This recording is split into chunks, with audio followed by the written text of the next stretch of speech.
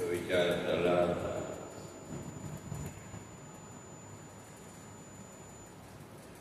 राजा परीक्षित, उसको जब बोध हुआ कि अब तो मृत्यु तो निश्चित है ही, समय का भी बहुत हो गया, तो तब गंगा किनारे जाकर के अनशन व्रत, अर्थात जब तक मृत्यु नहीं आ जाती तब तक मैं यहाँ से चलने वाला, तो ऐसा निश्चय करके जब परीक्षित वहाँ पहुँचा तो सभी सारे ऋषि मुनि भी, और उसी समय सुखदेव जी का भी वहाँ आगमन हुआ। तो तब सुखदेव जी से राजा परीक्षित ने प्रश्न की सृष्टि के विषय में, तो सबका उत्तर महर्षि सुखदेव जी ने उसको दिया। और उस प्रसंग में कहा कि वे राजा के जो प्रश्न थे, तो कहा कि वे ब्रह्मा जी और नारद जी का जो संवाद, तो उसका वर्णन किया। और उसी क्रम में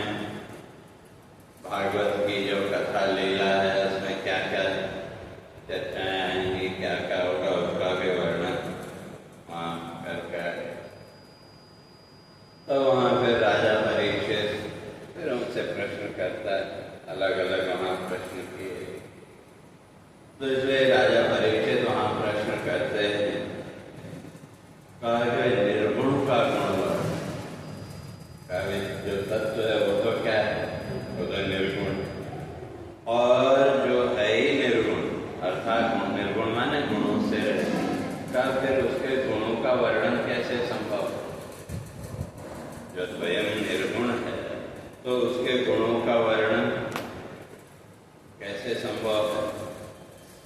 तो इसलिए कहा मैं वही जो है तो सब सुनना चाहता हूँ कि वे निर्गुण के गुणों का वर्णन कैसे शास्त्र या जो बड़े बड़े तत्ववेता महर्षि उन्होंने कैसे उसका वर्णन किया और किस रूप में वर्णन किया? तो का लीला कथा, भगवान की जो लीला कथाएं हैं उन लीला कथाओं के रूप में निर्गुण का वर्णन।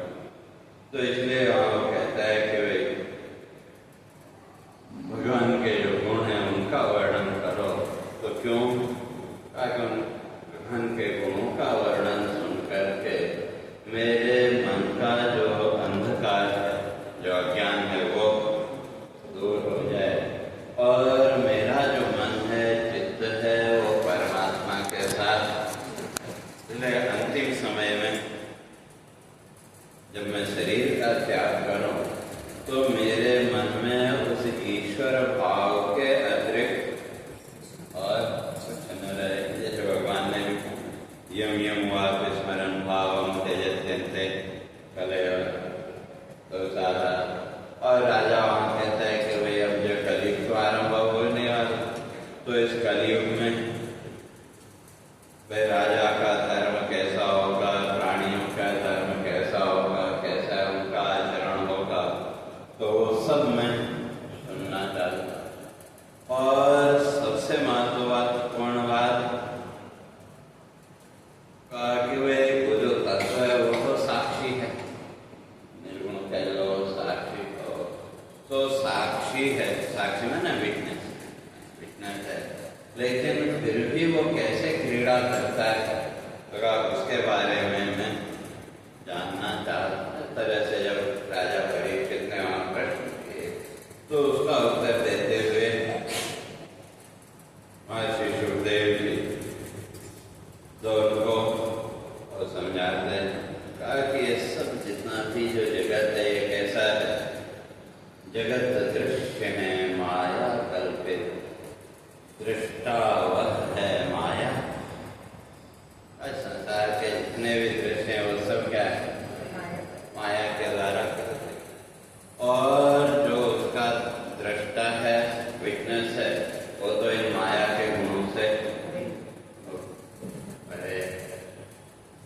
तो और ये जितना भी जो जगत है, अगर किसी को भी आप कहो कि ये सब कल्पना है तो कोई मानने को तैयार है? ठीक है, वेदांत थोड़ा हमारे समझ में आया, लेकिन बाकी जो संसारी प्राणी है वो इस संसार को कल्पना मानने को तैयार है? सब सच्चा। तो इसलिए उसका उत्तर देते हैं, कहा कि वे जो स्वप्न आप देखते हैं तो स्वप्न में जो भी दृश्य आपने देखे वो वास्तव में क्या है? का बुद्धि भ्रम।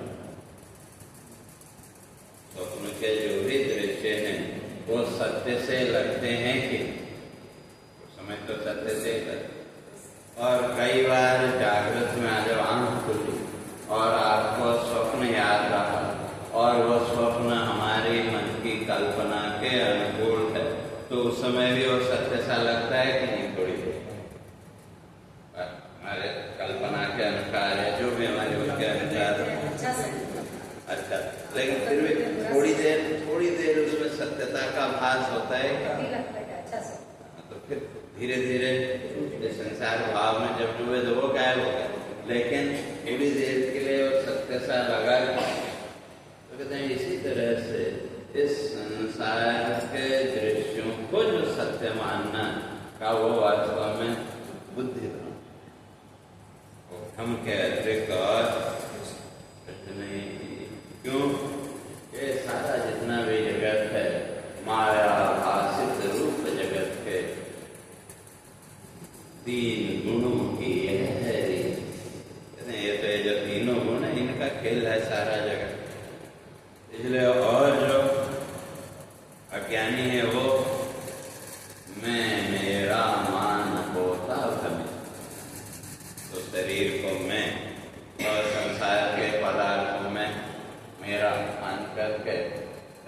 अनेक होता है।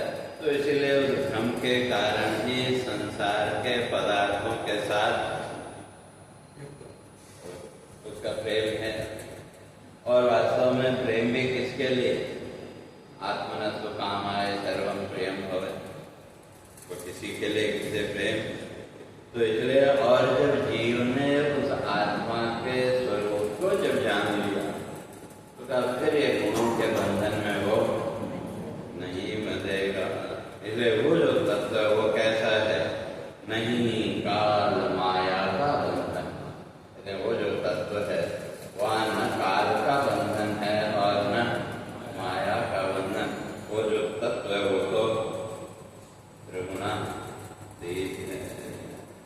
और पहले प्रश्न किया था राजा परीक्षित ने, कहा कि कैसे ये जगत की रचना हुई, तो उसका उत्तर यहाँ सुखदेव जी देते हैं। कहा ब्रह्मा जी ने भी तपस्या की और उस तपस्या के द्वारा ही उनको उस परमात्मा का दर्शन। इसलिए जब ब्रह्मा जी को जब सृष्टि काल में प्रथम उसमें तो जब उनको कुछ नहीं मिला तो 2 बार तप शब्द की आकाशवाणी हुई। तो वो आकाशवाणी सुन करके तो जब तप ये शब्द सुना तो ब्रह्मा जी ने तपस्या का निश्चय किया। तो कैसे? तो तब वहाँ कहते हैं कि वे कहाँ? तो कमलासन पर बैठ विधाता करते जग रचना का चिंतन। ब्रह्म भगवान विष्णु के नाभि से कमल प्रकट हुआ और उसमें ब्रह्मा जी प्रकट हुए। तो जगत की रचना का विचार कहाँ किया? ऐसे कमल के ऊपर बैठकर। और जब तप शब्द सुना तो देखने लगे इधर उधर, कहीं कुछ दिखा नहीं। तो तब जो है तो उन्होंने तपस्या का निश्चय किया। तो कैसे? चतुरानन तब लगे देखने, चतुरानन तब लगे देखने, चतुरानन तब लगे देखने, चतुरानन तब लगे देखने। चौर था मन में विस्मय, चौर था मन में विस्मय। नहीं किसी को सन्मुख पाकर, नहीं किसी को सन्मुख पाकर,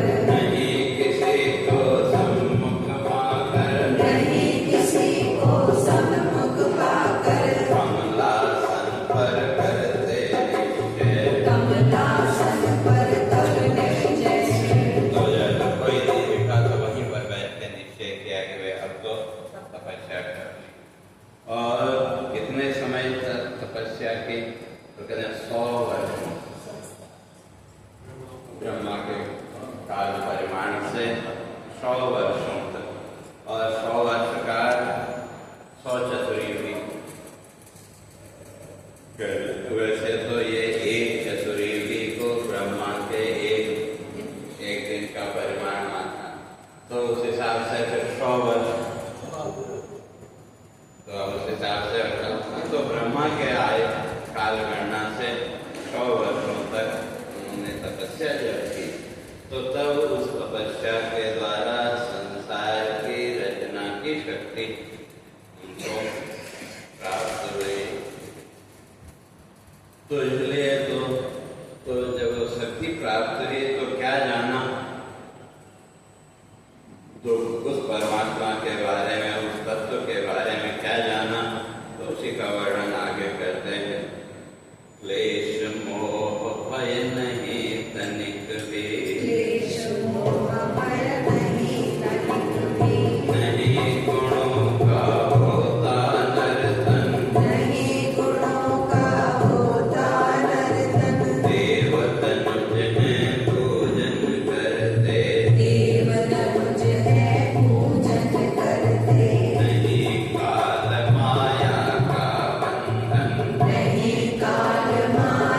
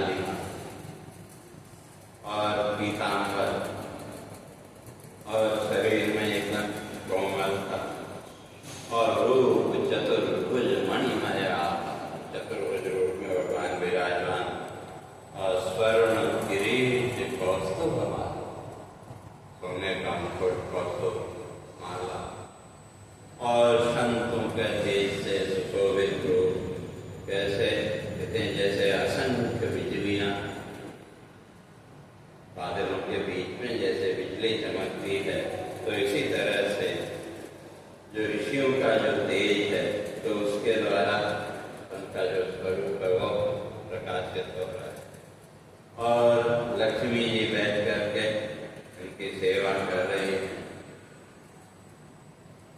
तो तब इस तरह से ब्रह्मा जी ने भगवान के स्वरूप का वहाँ जब दर्शन पाया और भगवान के सामने जब प्रकट हुए, तो तब कहते हैं ब्रह्मा जी का जो हृदय था वो एकदम प्रसन्न। तो कैसे पाकर दर्शन था पुलकित, पाकर दर्शन था पुलकित, पाकर दर्शन था पुलकित, पाकर दर्शन था पुलकित, ब्रह्मा करते हरि भगवंदन, ब्रह्मा करते हरि भगवंदन, होकर प्रसन्न हरि से तब बोले, होकर प्रसन्न हरि से बोले, चतुरानन का कर आलिंगन, चतुरानन का कर आलिंगन। तो भगवान ने चतुरानन माना ब्रह्मा जी का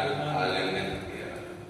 तो तब उनको कहते हैं कि वे तुमने जो तपस्या की जगत के रचना की इच्छा से, तो इसलिए मैं तुम्हारे उस निश्चल तप से प्रसन्न हुआ। तो इसलिए जो वरदान मांगना चाहो वे आप मांगो। तो तब जो है तो वहाँ वे ब्रह्मा जी वरदान के रूप में तो कहते हैं कि वे और कुछ नहीं चाहिए।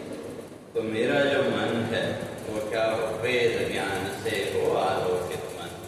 मेरा जो चित्त है वो वेद ज्ञान से पूर्ण हो और मुझे निर्गुण का दर्शन चाहिए। निर्गुण तत्व है उसका दर्शन और मुझे, और मैं ये भी जानता हूँ कहा कि वे सब कुछ करने वाले तो आप ही हैं। तो कैसे जगत की आप रचना करते हैं, कैसे होता का वो सब मैं जानना चाहता हूँ। तो कैसे, पहले ब्रह्मा जी वहाँ प्रार्थना करते हैं, अंतर्यामी तुम हो भगवन, अंतर्यामी तुम हो भगवन, अंतर्यामी तुम हो भगवन, अंतर्यामी तुम हो भगवन, वेद ज्ञान से आलोकित मन, वेद ज्ञान से आलोकित मन, हो करुणा की छाया मुझ पर, हो करुणा की छाया मुझ पर, हो करुणा की छाया मुझ पर, हो करुणा की छाया मुझ पर, मिले सगुण निर्गुण का दर्शन, मिले सगुण निर्गुण का दर्शन, पूर्ण नाम सम जग का कैसे, पूर्ण नाम सम जग का कैसे। मकड़ी, तो जो मकड़ी है तो उसकी विशेषता है कि वह अपने लार से वो जाला बनाती और जब जरूरत पड़ी तो उसको समेट भी लेती। तो इसी तरह से जो जगत की रचना हुई, इसी तरह से वो परमात्मा इस जगत को प्रकट करता है और अपने में ही लीन भी कर लेता है। इसलिए ब्रह्मा जी कहते हैं वो कैसे संभव, ले पूर्ण नाभिसम जग का कैसे, पूर्ण नाभिसम जग का कैसे, करते पालन नाश संहार, करते पालन नाश संहार, ज्ञान मिले मुझको भी इसका, ज्ञान मिले मुझको भी इसका, ज्ञान मिले मुझको भी इसका, ज्ञान मिले मुझको भी इसका, करूं सजग हो जग व्यापार, करूं सजग हो जग व्यापार, करूं विभाजन जीव जगत का, करूं विभाजन जीव जगत का। अगर मुझे ज्ञान मिले ताकि मैं जगत संसार का अलग अलग व्यवस्था बना सकूं, लेकिन कहते हैं साथ ही एक कृपा करना है मेरे अंदर अहंकार ना, इसलिए करूं विभाजन जीव जगत का, करूं विभाजन जीव जगत का, मिटे अंतस्था मद अभिमान, मिटे अंतस्था मद अभिमान, कर्म मर्म को जानूं भगवन,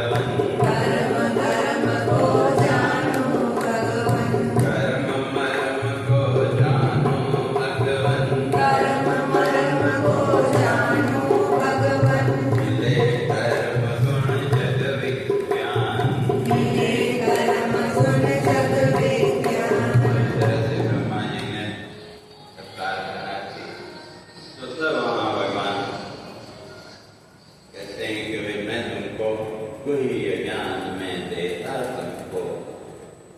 और ये जो ज्ञान है एक ऐसा है शब्द ज्ञान ले अनुभव विभूषित यह अनुभव। ये भगवान ने गीता में अर्जुन को कहा ना, ज्ञानम विज्ञान से। अभी सुनाई बात में नहीं कहा, भगवान कहते हैं मैं जो तुमको बताने जा रहा हूँ कैसा है, विज्ञान से मैं अनुभव के साथ। तो उसी तरह से भगवान भी यहाँ कह रहे हैं कि भाई ये जो ज्ञान है ये कैसा है, अनुभव विभूषित है। ये विज्ञान ये अनुभव के द्वारा ही तुम इसको समझ सकते हो, शब्द के द्वारा उसको नहीं जान सकते। और रूप गुण और लीला मेरी आत्म अनुभव से तुम लोग मेरा रूप गुण और लीला को अनुभव से ही तुम जान सकते हो, उसको शब्दों से नहीं जान सकते। लेकिन फिर भी प्रश्न जो किया उसका उत्तर तो देना था कि कैसे जगत की सृष्टि होती है। तो अब यहाँ पर 4 श्लोकों में भगवान ने पूरी भागवत को बताया, इसलिए इसको चतुश्लोकी भागवत के नाम। तो इसलिए भगवान वहाँ कहते हैं अहम एवा श्रमेवाग्रे नान्यं यत् सद सत्वरम्।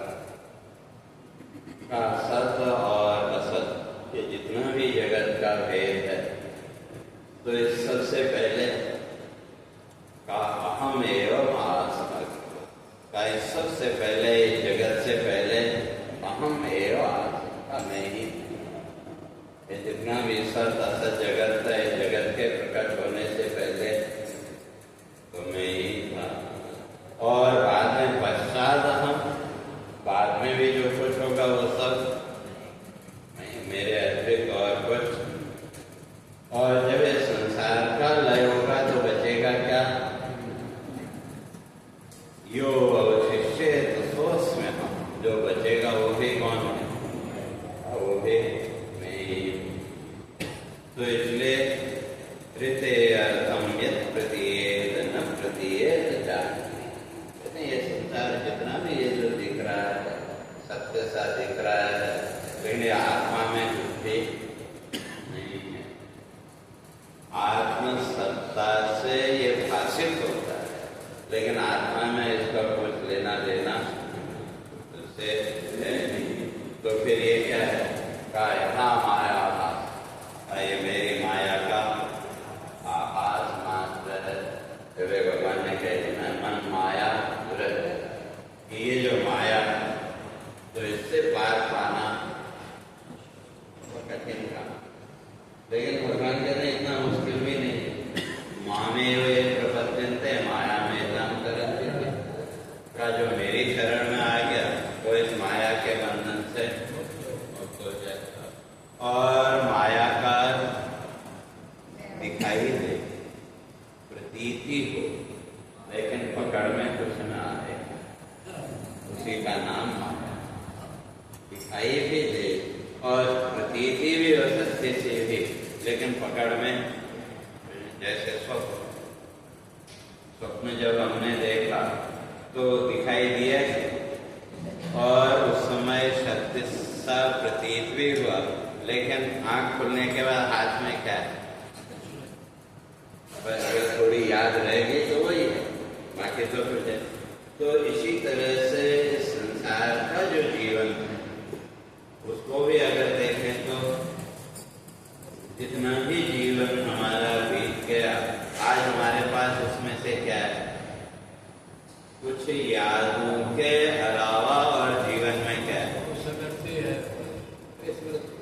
तो बस इसीलिए संसार को भी क्या इसलिए प्रतीति जो दिख रहा है प्रतीति भी है, लेकिन पकड़ में कुछ भी ना आए, उसी का नाम तो माया। तो इसलिए वो कहते हैं ये सारा तो कैसे, उसी को भगवान मां कहते हैं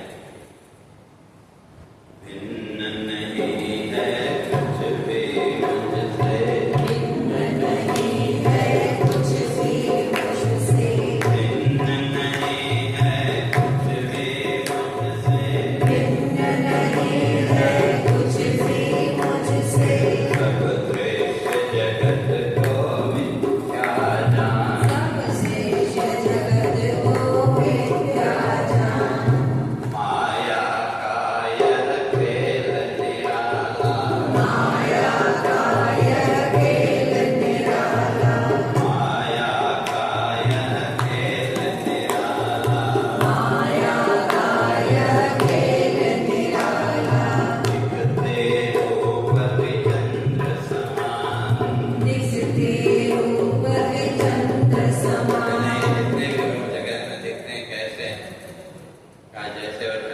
दो दिखाई देते, आँख दबाओ या करो, या कई बार आँख में कुछ पड़ जाए या कुछ दवा डालो तो कई बार वो दो दिखते हैं, तो दो दिखते हैं, तो वास्तव में दो हो गए हैं। तो इसी तरह से संसार के जितने भी दृश्य हैं उनकी भी स्थिति क्या है, कोई भ्रम। तो जो भी दृश्य जगत में हमको सत्य लग रहे वो वास्तव में भ्रम के अतिरिक्त और कुछ नहीं है। तो इसलिए माया का यह खेल निराला, माया का यह खेल निराला, दिखते रूप द्विचंद्र समान, दिखते रूप द्विचंद्र समान, कारण कार्य जीव जगत का, कारण कार्य जीव जगत का, निर्लेपाश्वर रूप महान, निर्लेपास्वर रूप समान, करता प्रकट जग जीवन को, करता प्रकट जग जीवन को, अस्ति एति की विधि से जान। अस्ति वेति की विधि से जान। अगर तत्व को जानना है तो उसके लिए दो विधियां हमारे ऋषियों ने बताई। अस्ति तो पहले है, यह भी है, यह भी है। तो ये जो अस्ति की विधि, यह भी है, यह भी है, तो विधि है भक्ति। भक्ति में क्या है, हर वस्तु के रूप में ईश्वर को देख, ये भी ईश्वर, ये भी ईश्वर, ये भी ईश्वर। तो इस तरह से करते करते अंत में कहाँ पहुंचे, और यह कहने के लिए कुछ बचा ही नहीं। तो लेकिन मैं तो मुमकिन नहीं। तो फिर जब सब ईश्वर का ही रूप है तो फिर मैं के रूप में हम जिसको मान रहे हैं वो भी क्या है, वो भी वही ईश्वर का, वहीं पहुंच गए। तो ये है अस्तित्व, अर्थात स्वीकार करते हुए, पकड़ते हुए। और वेदांत की जो नीति है वो नीति नीति, ये भी नहीं, ये भी नहीं, ये भी नहीं करते करते अंत में एक स्थिति ये आएगी कि अब यह कहने के लिए कुछ बचा ही नहीं, लेकिन मैं तो होती। तो जब ये भी ईश्वर नहीं, ये भी तत्व नहीं, ये भी तत्व नहीं, लेकिन मैं तो हूँ, स्वयं का तो आप इनकार नहीं कर सकते। तो फिर ये जितने भी रूप हैं ये सब किस रूप में, स्वयं के रूप में। तो स्वयं के रूप में ही तो ये दो विधियां हमारे ऋषियों ने उस तत्व को जानने के लिए, इसलिए कहते हैं अस्ति नेति की विधि से जान। तो इस तरह से ब्रह्मा जी को उपदेश दे करके भगवान का जो रूप था वो लय हो गया। और तो वही जिज्ञासा लेकर के और नारद जी ब्रह्मा जी के पास पहुंचे। कथा प्रसंग वही चल रहा है ना, नारद और ब्रह्मा जी का जो संवाद। तो अब वहाँ जो है तो फिर यहाँ सुखदेव जी कहते हैं कि वो जो है तो अब जो नारद जी ने वहाँ प्रश्न किया था वहाँ फिर उसके उत्तर में जो ब्रह्मा जी ने नारद जी को बताया था, कहते वही कथा में तुमको कैसे सुनाता। तो तब वहाँ वो कहते हैं कि वे ब्रह्मा जी ने नारद जी को 10 लक्षण बताए थे, भागवत के 10 लक्षण दिए माने।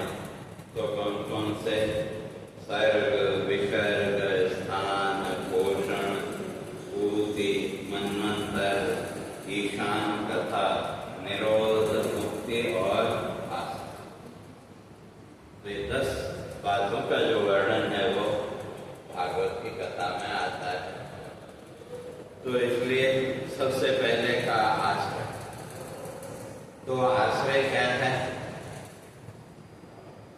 तो इसलिए कहते हैं कि वे श्रुतियों के अनुसार ऋषियों ने जिस परमात्मा का जो वर्णन किया वही वास्तव में इस संपूर्ण जगत का आश्रय है।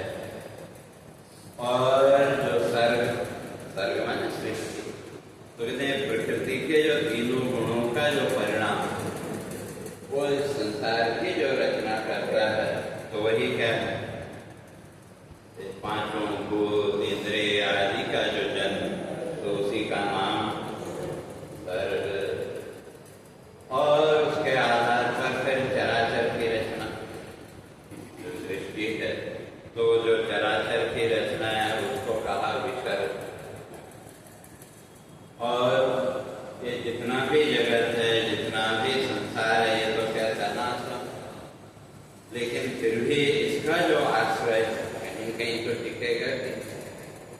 बिना आश्रय के तो रह नहीं सकता।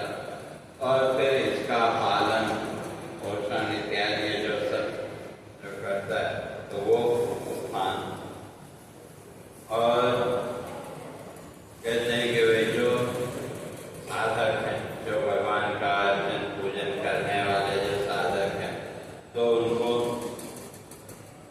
पोषण मिलता है भगवान की पूजा अर्चना के द्वारा। एक जो बल जो मिलता है उस बल का नाम ही पोषण।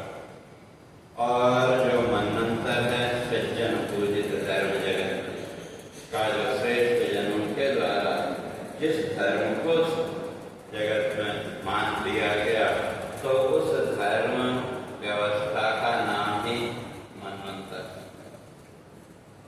और फिर संसार है तो कहते हैं विभूति का जो संसार का जो बंधन है उसका नाम विभूति। और जहाँ भक्तों की गुण कथाओं को, भक्तों की लीलाओं का जहाँ वर्णन होता है तो वो ईश कथा, भक्तों की लीला चर्चा जहाँ होती है या भगवान की कथा का जब वर्णन होता है तो वो है उसको ईश कथा। और जब सृष्टि का लय हुआ तो वो लय प्रक्रिया का काल निरोध। और अज्ञान ग्रंथि के लय का नाम मुक्ति। और संपूर्ण जगत का ज्ञान के का जो आधार है वही वास्तव में वास्तव है। तो इस तरह से 10 प्रकार की सृष्टि का वहाँ वर्णन नारद जी कहते हैं। और वहाँ पे जो है तो कैसे सृष्टि हुई ब्रह्मा जी के से, तो इसलिए नारायण की जो करुणा, तो इसलिए नारायण का नार का अर्थ है जल। इसलिए कोई भी आपको पुण्य संकल्प करना हो तो सबसे पहले हाथ में जल लेते हैं। तो हाथ में जल लेने का अर्थ क्या? केवल वो एक परंपरा ऐसा नहीं, बल्कि वो जो जल है वो जल में किसका स्थान है? नारायण। तो नारायण का नार एव अयम, जिसका जल में ही निवास है। इसलिए वो हाथ में जल लेके जो आप संकल्प करते हैं तो उसका कि उस नारायण को, उस परमात्मा को हम साक्षी मान करके वो संकल्प करते हैं। तो कहते हैं वो जो नारायण, तो नारायण की जो करुणा से अब वो जो योग निद्रा में ब्रह्मा, क्यों अभी तक ब्रह्मा जी के वो योग निद्रा पहले तपस्या में गए तो वहाँ उस योग निद्रा में ये सब ज्ञान उनको प्राप्त हुआ। और उस नारायण की कृपा से फिर उस योग निद्रा से जब वो जागे तो तब उस योग निद्रा से जागते ही प्राण स्पंदन, क्यों ध्यान आदि की जो प्रक्रिया है तो उसमें जो बड़े बड़े ऋषि मुनि पे उनको अगर देखो तो प्राण वृत्ति को क्या करते हैं? जो भी आप योगा आदि जो भी आजकल कहते हैं वहाँ क्या हो, प्राण वृत्ति को देखते। क्यों? जब प्राण वृत्ति स्थिर होगी तो आपका जो चित्त है वो भी स्थिर होगा। और प्राण वृत्ति में जितनी चंचलता होगी हमारा मन भी उतना ही चंचल होगा। इसलिए वो जो प्राणायाम आदि की जो प्रक्रिया, उसके पीछे उद्देश्य क्या है? जो हमारी प्राण वृत्ति है उस प्राण वृत्ति में स्थिरता लाना। और जब प्राण वृत्ति में स्थिरता आएगी तो मन भी अपने आप स्थिर होगा। तो इसलिए वहाँ जो तो योग निद्रा से जब जागे का जो प्राण वृत्ति है उसमें भी कंपन शुरू हुआ। और उसके साथ ही जो विराट स्वरूप था उसमें कंपन हुआ। तो तब कहते हैं जो आकाश तत्व है, वो तो जब शरीर की बात करेंगे तो फिर वहाँ 5 तत्व तो हैं। तो वहाँ जो आकाश तत्व है उस आकाश तत्व से शरीर, इंद्रियां, प्राण और मन और प्रकृति का क्रम है। हर पुराण में, हर उसमें सबने उसको अलग अलग वो माना। लेकिन हमारे ऋषि कहते हैं कि उस सृष्टि क्रम में जाने की जरूरत नहीं। तो कैसे हुआ, क्या हुआ, खोजने जाओगे तो कुछ मिलने वाला। इसलिए जैसा आपके सामने दिख रहा है वैसा मान लो, इसलिए उसकी खोजबीन करने की जरूरत। क्यों? ये सब माया का खेल। जैसे जादूगर ने जो दृश्य आपको दिखाए, वो दृश्य कैसे उसने दिखाए आप ढूंढ सकते हैं।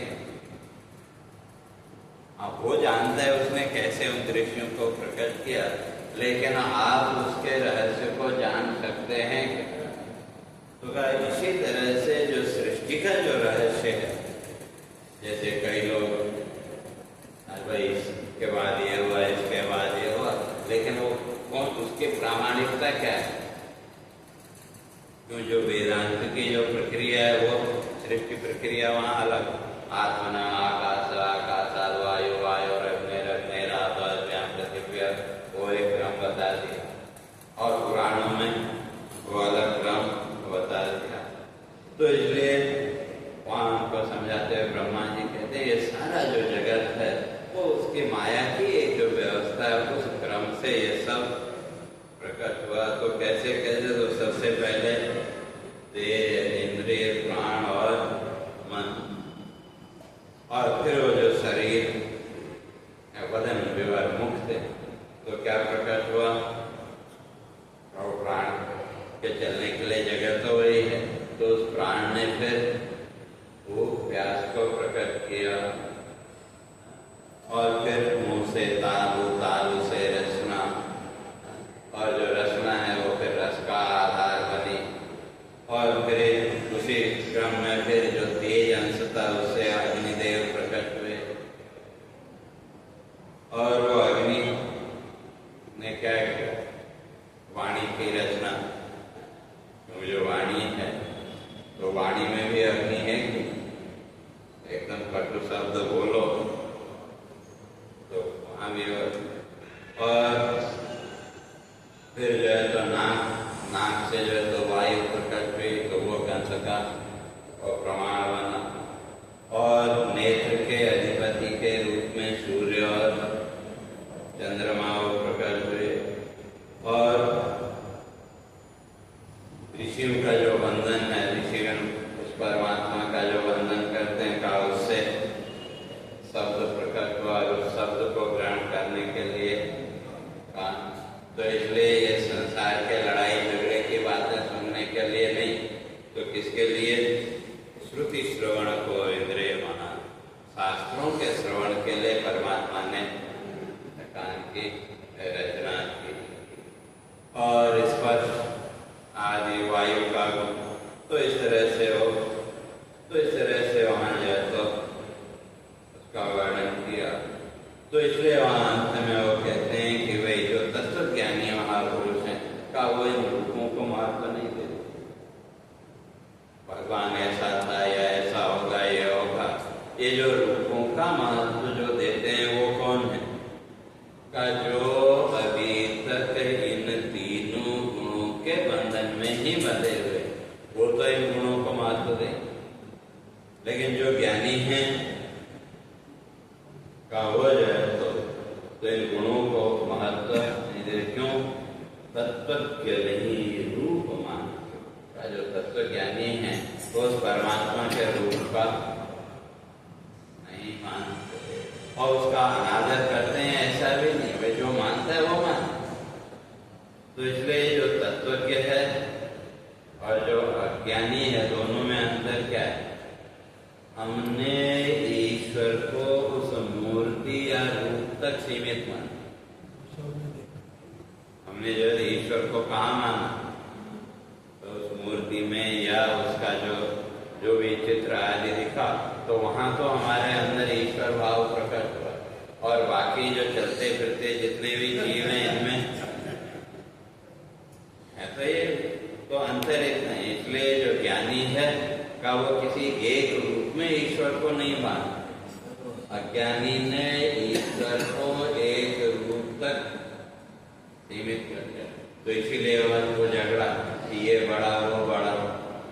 आजकल तो टीवी वगैरह में बहुत वो चलता है, ये भगवान बड़ा और हम भगवान छोटा।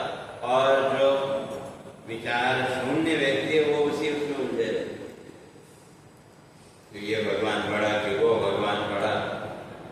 और मुझसे बोलेंगे कि भाई भगवान एक है, बोलते हैं कि नहीं, ईश्वर एक है बोलते हैं, लेकिन जीवन के व्यवहार में छोटे बड़े में उलझ जाते हैं। तो ये विचार के, क्योंकि सब रूप उसी के, इसलिए न कोई रूप छोटा और न कोई बड़ा। जैसे आप ही देखें तो सुबह से लेकर के शाम तक के व्यवहार में आपने अपने कितने रूप देखे? बच्चे सामने आए तो आपने अपने को किस रूप में देखा? माता पिता जो भी रूप है। तो इस तरह से संसार के व्यवहार में आपने अपने कितने रूप देखे? तो अब इन रूपों में से किस रूप को आप बड़ा कहेंगे और किसको छोटा कहेंगे? तो जहां जिस रूप की आवश्यकता है वहां उसका मार्ग, इसलिए उस समय वही रूप बढ़। या दूसरे जो व्यक्ति वो जिस रूप में आपको देखते हैं, तो बच्चे बच्चों की दृष्टि में आपका कौन सा रूप श्रेष्ठ है? माता पिता का। और अगर माता पिता की दृष्टि में पुत्र पुत्री का रूप श्रेष्ठ है, तो अब आप अपने इन रूपों में से किसी रूप को छोटा बड़ा करके अलग कर सकते हो, लेकिन भगवान को लेकर के तो बातें करनी है तो उधर पीछे हो जाके।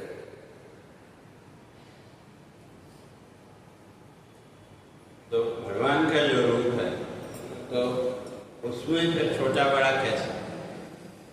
लेकिन हम अपनी बुद्धि का थोड़ा भी उपयोग करते नहीं, इसीलिए इसी चक्र में उलझे रहते हैं। इसलिए कहते हैं कि जो तत्वज्ञानी महापुरुष हैं उनकी दृष्टि में वो ईश्वर या वो जो तत्व वो किसी एक रूप तक सीमित नहीं है। वो तो क्या है? सर्वव्यापक है। तो इसलिए जब वो सर्वव्यापक है तो उसका न जन्म और न मृत्यु। तो इसलिए वहां पे सुखदेव जी परीक्षित को कहते हैं कहा कि ये तो ब्रह्मा जी और नारद का जो संवाद था उसके, तो इसलिए अब मैं तुमको पाद्मकल्प का वर्णन सुनाता हूँ। पाद्मकल्प में जब ब्रह्मा जी प्रकट हुए तो उस समय की जो कथा है, उस समय का जो वर्णन मैं तुमको सुनाता हूँ। तो तब वहां कहते हैं कि वो वर्णन क्या था? वे जो सौनक जी ने वहां सूत जी से जो कथा आरंभ हुई है वहां हरिद्वार के आनंदवन नामक स्थान में, तो उस समय कहते हैं सौनक जी ने वहां प्रश्न किया सूत जी से, कहा कि भाई विदुर, पहले महाभारत की चर्चा है, जो विदुर है तो वो जो विदुर जी है, कहा कि महाभारत का जब युद्ध आरंभ हो रहा था तो उस समय उन्होंने दुखी होकर के धृतराष्ट्र दुर्योधन आदि से दुखी होकर के हस्तिनापुर का और त्याग कर दिया। तो कहते हैं मैं पहले वो सुनना चाहते हैं कि वो जब विदुर जी तीर्थ यात्रा के लिए निकले तो उनकी जो मैत्रेय जी से जब भेंट हुई तो मैत्रेय जी से उन्होंने किस तत्व का ज्ञान प्राप्त किया। तो इसलिए कहते हैं पहले हम वो विदुर जी के बारे में सुनना चाहते हैं। सौनक जी कहते हैं तो तब सूर्य जी कहते हैं कि भाई राजा परीक्षित ने भी वहां पर ऋषियों से यही प्रश्न किया था, और उसमें सौनक जी के उत्तर में जो सुखदेव जी ने, तो सूर्य जी कहते हैं कि मैं वही तुमको यहाँ वही कथा तुमको सुनाते हैं। तो यहाँ पर आकर के तृतीय स्कंद इच्छा पूर्ण होती है। बोलिए सच्चिदानंद भगवान की जय। तो अब जो है तो जो तीसरा स्कंद, तो तृतीय स्कंद में सबसे पहले महाभारत का वर्णन है। और महाभारत की कथा तो आप लोगों को याद ही है, तो इसलिए महाभारत की कथा को सामने रखो और इसको, तो वहाँ जो है तो सुखदेव जी से जो परीक्षित ने भी वही प्रश्न किया, तो सुखदेव जी भी वहाँ वही कहते हैं कि भाई विदुर जी ने भी मैत्रेय जी से यही बात पूछी और तो कहते हैं कि भाई वही जो है तो मैं तुमको कथा सुनाता हूँ। तो तब यहाँ राजा परीक्षित ने कहा कि भाई ये तो बात ठीक है, लेकिन जो विदुर जी और मैत्रेय ये दोनों तो तत्वज्ञानी महापुरुष में, जो विदुर जी हैं वो भी तत्वज्ञानी महापुरुष और जो मैत्रेय जी हैं वो भी तत्वज्ञानी महापुरुष। तो इसलिए वहाँ फिर बीच में राजा प्रश्न करते हैं सुखदेव जी से, कहा कि भाई ये बताइए पहले उनकी भेंट कहाँ हुई और जो आपसी उनमें जो वार्तालाप हुआ होगा, तो वो वार्तालाप कोई सामान्य वार्तालाप तो नहीं होगा, कोई जो तत्वज्ञानी महापुरुष है। तो इसलिए कहा ना, ज्ञानी से ज्ञानी मिले करे ज्ञान की बात, मूर्ख से मूर्ख मिले तो दे भूसा देला। भाई ज्ञानी से ज्ञानी मिलेगा तो ज्ञान की बात नहीं करेंगे, और दो मूर्ख अगर आपस में मिल गए तो दही भूसा आपस में झगड़ा करेंगे। तो इसलिए परीक्षित कह रहे हैं कि भाई विदुर जी ने कोई साधारण प्रश्न तो किया नहीं होगा। तब जो तो वहाँ राजा परीक्षित के प्रश्नों से प्रसन्न होकर के सुखदेव जी वहाँ महाभारत की कथा का पहले वर्णन करते हैं कि भाई महाभारत की जो कथा परीक्षित को बताते हुए पूर्व में क्या क्या हुआ, तो वो यहाँ बता। इसलिए महाभारत को सामने रखो और इसलिए कथा कल्प की सुनो सुनाता, कथा कल्प की सुनो सुनाता,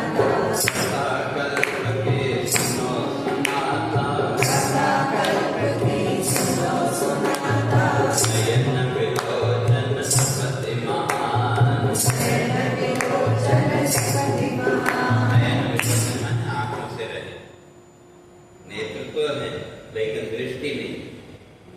धृतराष्ट्र की आंखें तो थी लेकिन दृष्टि नहीं थी, इसलिए नयन विलोचन सपति महान, नयन विलोचन सपति महान।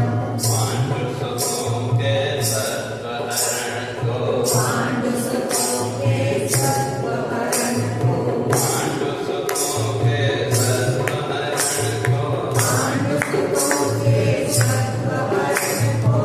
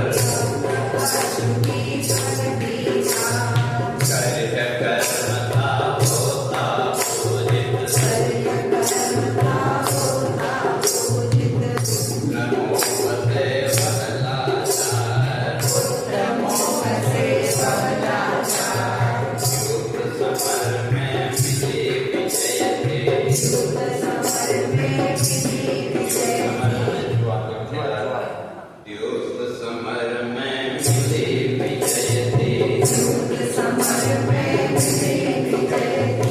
अधर्म पीड़ा अत्याचार सीना धन बल सब था उनसे सीना धन बल सब था उनसे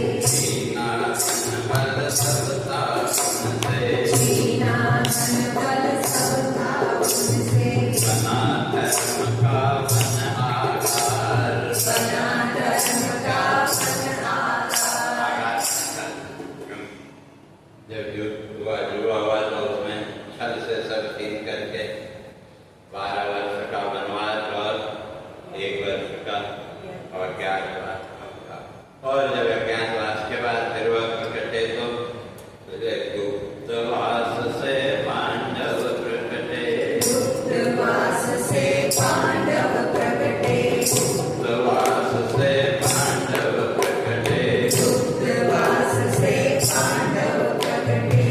नहीं दिया था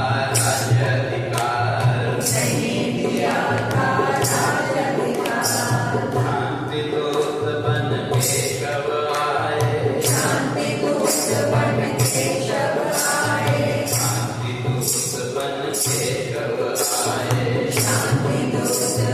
केशव आए गुरुराज ने किया पुकार अमृत वचन भी कटते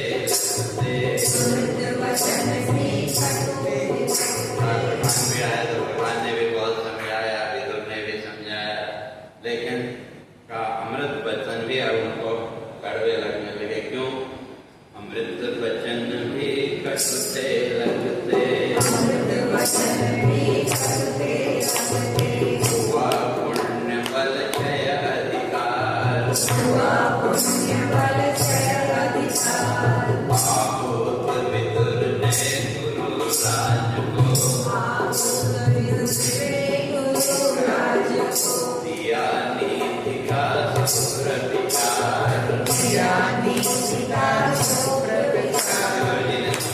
तो क्या समझाते हैं? दे दो राजन धर्मराज को दे दो राजन धर्मराज को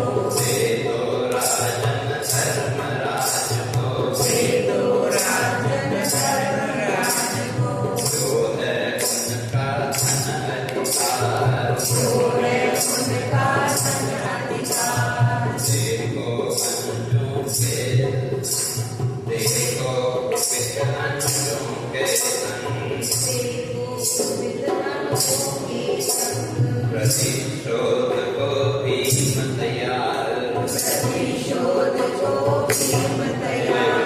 समझाते गए युद्ध मत करो, क्यों भीम जो है तो प्रतिशोध के लिए तैयार है, इसलिए उनका जो राज्य है वो उनको दे दो। लेकिन एक भी बात धृतराष्ट्र ने नहीं तो इसलिए कहते क्यों दे दो, तो उसका कारण भी विदुर वहां बताते। पांडव सुत है अब बलशाली कमजोर थे लेकिन अब पांडव सुत है अब बलशाली हरि अनुराग मिला अपार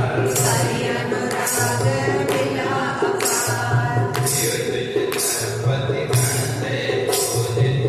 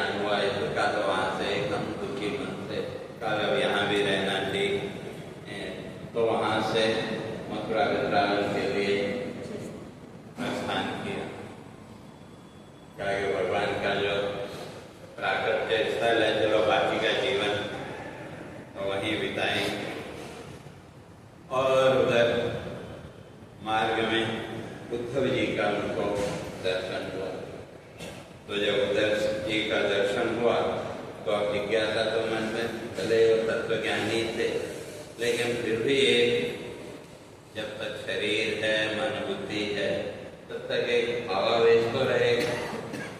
तो इसलिए जब उद्धव जी उनको मिले तो इसलिए उनसे पूछते हैं कि भाई वे क्या क्या हुआ।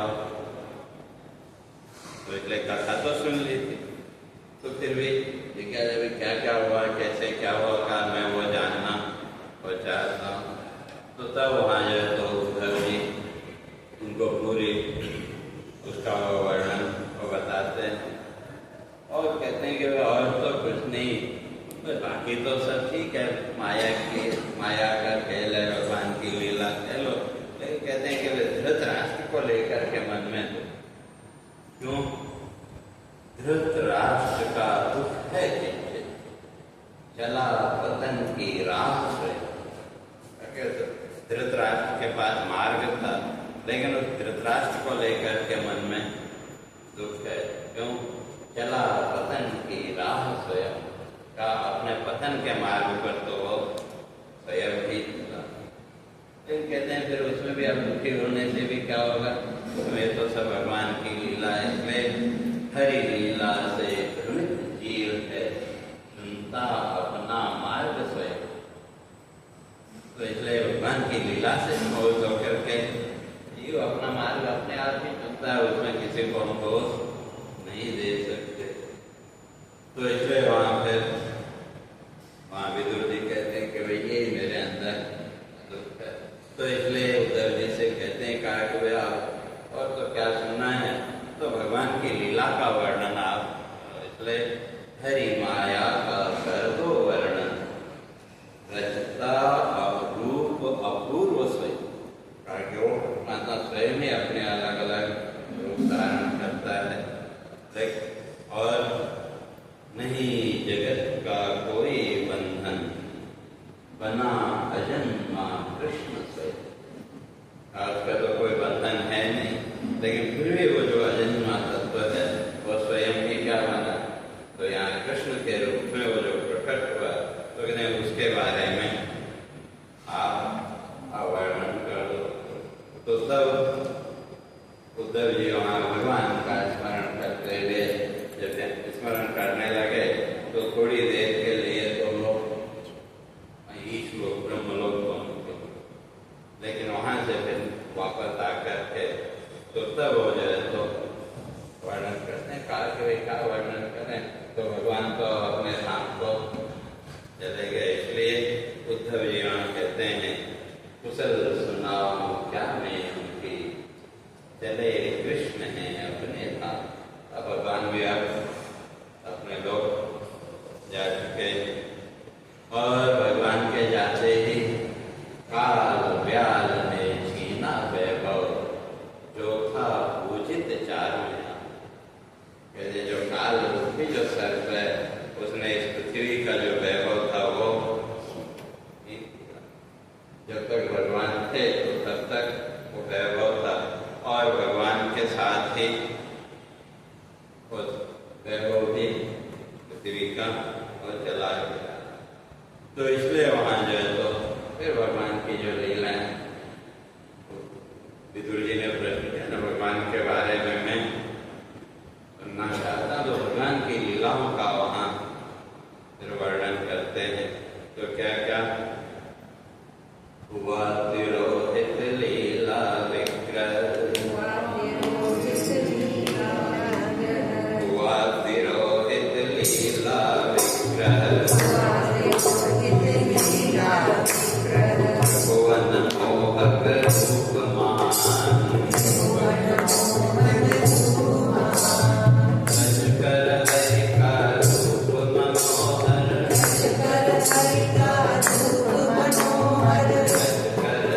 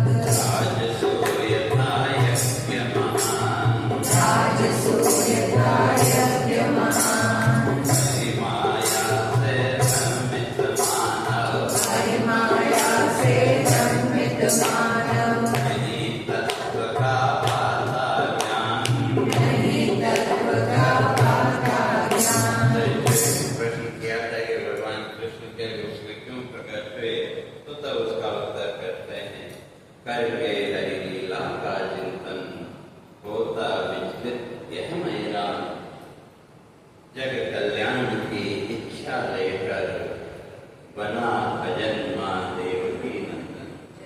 देवकी नंदन के रूप में भगवान ने कृष्ण के रूप में जो अवतार लिया तो उसके पीछे इच्छा, जग कल्याण की इच्छा को लेकर के वो यहाँ प्रकट हुए और आगे जो